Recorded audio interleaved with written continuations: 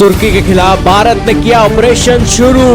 PM Modi के Cyprus दौरे के बाद भारत की वायुसेना के चीफ पहुंचे ग्रीस। जी हां दोस्तों, भारत और तुर्की के पड़ोसी ग्रीस के अंदर बहुत बढ़िया खिचड़ी पकड़ रही है।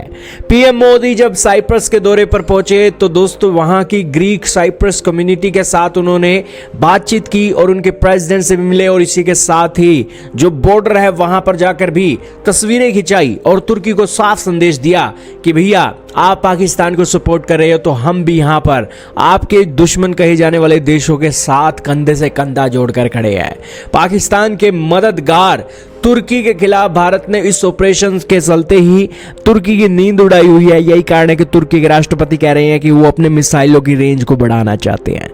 दोस्तों, Bharat India middle east Europe economic corridor के चलते भी तुर्की को घेरने का काम कर रहा है और अब ग्रीस के अंदर भारतीय वायुसेना के पहुंचने का एक बहुत बड़ा अहमियत देखी जा रही है। आइए जानते हैं भारत के प्रधानमंत्री के बाद ग्रीस पहुंचे भारत की वायुसेना के चीफ के दौरे से क्या निकला है।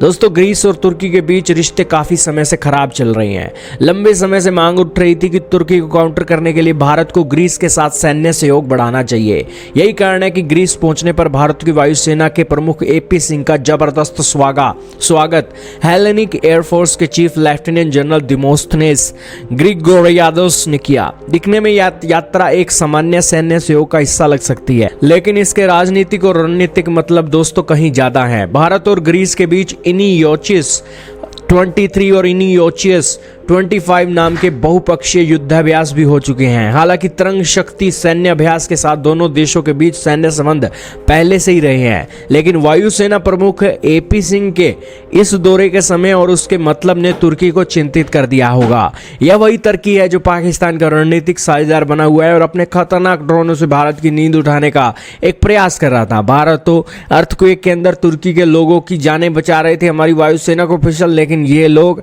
अपनी एक एयर कैपेबिलिटी को भारत के खिलाफ इस्तेमाल करके नोट गिन रहे थे। यही कारण है कि इस महीने की शुरुआत में भारत और ग्रीस की भी पार्टनरशिप तुर्की को एक सख्त संदेश दे रही है।